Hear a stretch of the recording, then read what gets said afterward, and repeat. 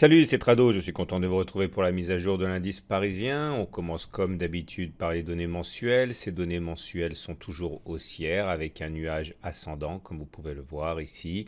Et également le fait que nous soyons maintenus dans ce grand canal ascendant noir, maintenu également par la moyenne mobile à 20 mois et par ici ce support en noir à 5090, maintes fois testé, maintes fois préservé. Nous avions le mois dernier une configuration en avalement haussier, vous voyez bougie rouge, bougie verte. Et lorsque nous avons une configuration en avalement haussier comme ça, il est plus probable que l'on fasse des plus hauts plutôt que l'on ait fait les plus hauts. Et vous voyez, on a pris entre les plus hauts d'avril et les plus hauts de mai, 5522, 5568, bon on a pris quand même 150 points.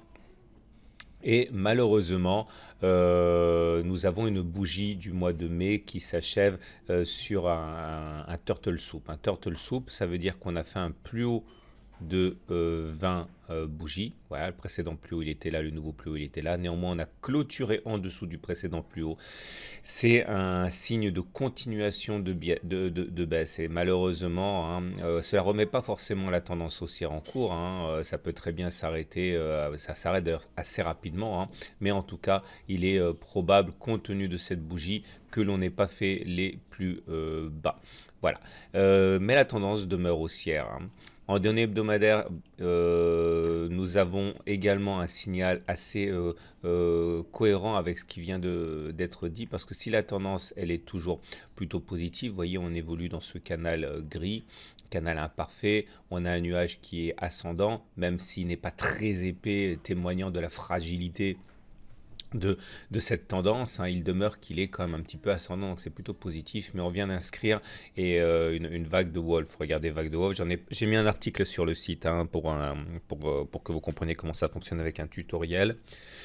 Et l'idée c'est que, n'hésitez pas à le regarder, il a déjà été regardé plus de 4000 fois ce tutoriel. Donc l'idée c'est que vous avez 5 points, 1, 2, 3, 4, 5, et lorsque vous reliez les points 1, 3, 5, eh bien, ça vous donne la possibilité de déterminer les points 2, 4 qui sont les creux intermédiaires. Et en tirant effectivement eh bien, une ligne 1, 4, 6, vous avez la possibilité de déterminer un objectif très ambitieux qui est le ralliement de la ligne 1, 4, 6 ou alors le point 4 ici à 5040.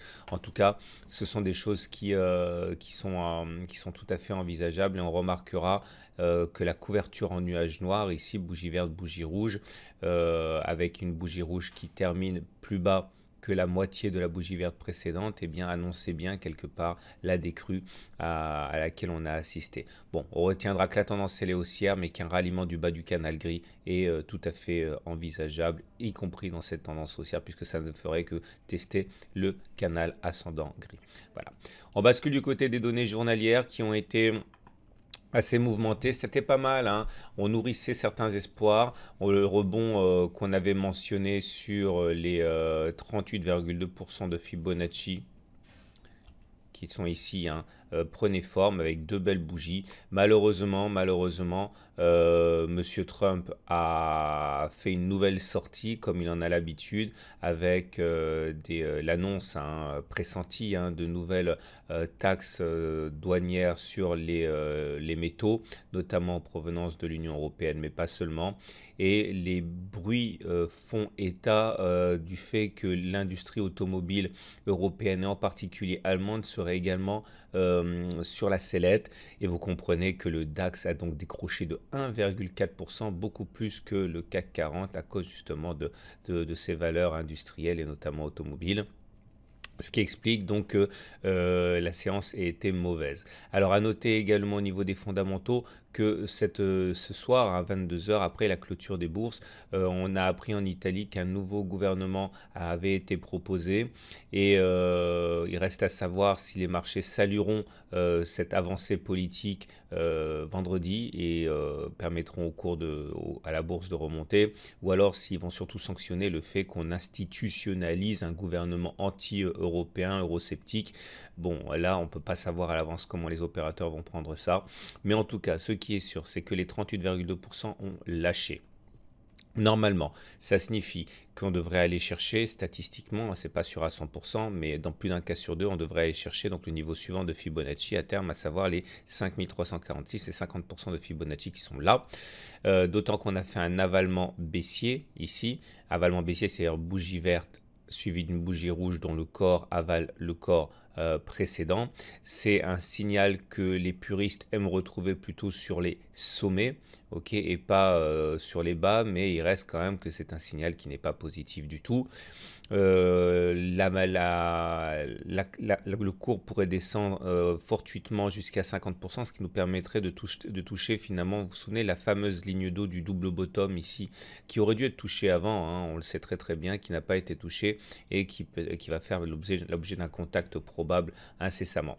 Regardez également les indicateurs techniques. Ces indicateurs techniques sont mal orientés, on le sait, hein, MACD sous son signal, momentum pas neutre, je me suis trompé, j'ai pas corrigé, baissier et RSI en dessous de 30. Quand on est en dessous de 30, vous savez comment ça fonctionne. On n'est pas censé acheter quand le RSI est en dessous de 30. Par contre, quand il sortira de la zone de survente, c'est un signal d'achat, comme lorsque l'on est sorti de la zone de surachat ici, qui était un signal baissier excellemment suivi d'effet. Donc, indicateur technique baissier. Remarquez également la qualité du signal très très simple de cassure du super trend ici qui a intervenu sur la séance du 28 mai. Vous voyez que ça a fait des dégâts derrière. Il est rare que lorsqu'on casse le super trend, on fasse le déplacement pour rien. Également croisement fort M7, M20 à la baisse. Tout ça m'incite à penser qu'on peut de toute manière avoir un rebond, mais il m'étonnerait que on ait la fin de la consolidation prochainement, tant la richesse des signaux baissiers est importante. J'avais parlé du setup Tradobull. Alors, on va prendre les choses dès le début. J'avais expliqué, c'était il y a 2 séances, qu'on avait fait un T1. Un T1, c'est-à-dire une clôture en dessous de la Bollinger inférieure. Et on sait que statistiquement, lorsque la Bollinger descend et que la Bollinger Super monte, eh bien, on a plus d'une chance sur deux de faire un T2, une deuxième clôture sous la Bollinger inférieure. Ça a été chose faite hier. Et encore une fois, statistiquement, puisque la Bollinger inférieure descendait et la Bollinger supérieure montait, on avait une fois de plus d'une chance sur deux de faire un T3, ce qui a été fait aujourd'hui. Alors, à titre personnel, j'avais signalé qu'il y a un setup Tradobull en marche là. Le setup Tradobull, c'est-à-dire qu'on a une bougie entière ici qui ne fait pas contact avec la Bollinger inférieure, qui est complètement détachée de cette Bollinger inférieure. Et ça amène deux choses statistiquement, j'ai remarqué. Soit effectivement, et c'est ce qui est le plus souhaitable, eh bien on réintègre, on va chercher la M7, soit on décide de ne pas le faire, on continue la marche en avant et généralement ça donne des rebonds encore plus violents que si on était simplement rentré chercher la M7 avant de redescendre. Donc clairement, soit on était remonté aujourd'hui vers la M7 et on redescendait, soit on a décidé de continuer la marche en avant vers le sud, et dans ce cas, effectivement, il y a des chances pour que le rebond technique soit encore plus violent, et ça, c'est assez positif. On suivra ça de près. Regardez, ça s'est passé là, vous voyez, T1, T2, on réintègre les bandes de Bollinger, on va chercher la M7. Ok, et là, pareil, hein, on avait fait une bulle. Et comme on avait refusé d'aller chercher la M7 tout de suite et qu'on a fait des plus bas, le rebond n'en a été que plus violent. Je vous invite à regarder tout ça. J'explique dans mon module de formation hein, sur les bandes de Bollinger que vous pouvez retrouver. Voilà ce qu'on pouvait dire pour la séance d'aujourd'hui. Il ne reste plus qu'à voir les données horaires pour les traders. Et bon, ben, ça se passe de manière assez classique, on va dire, hein, puisque nous avons pris appui sur un support qui est important. Ça, c'est ma matrice pour demain. Donc, pour l'instant, 5380, 5315, on voit bien que c'est une zone de support. Hein, on a rebondi plusieurs fois dessus. Tant que ça tient, pour moi, c'est retour sur les 5451. Par contre, si on casse les 5381, bon, il n'y a pas grand-chose sur l'os, mais ça va aller chercher 5377. Ensuite, il y aura sans doute 14 points à prendre jusqu'à 5364, etc. Voilà, je vous souhaite une très bonne journée. Je vous dis à demain pour la mise à jour. Merci d'avoir été si nombreux à visionner le webinaire sur les Fibonacci. Il est bien sûr toujours disponible.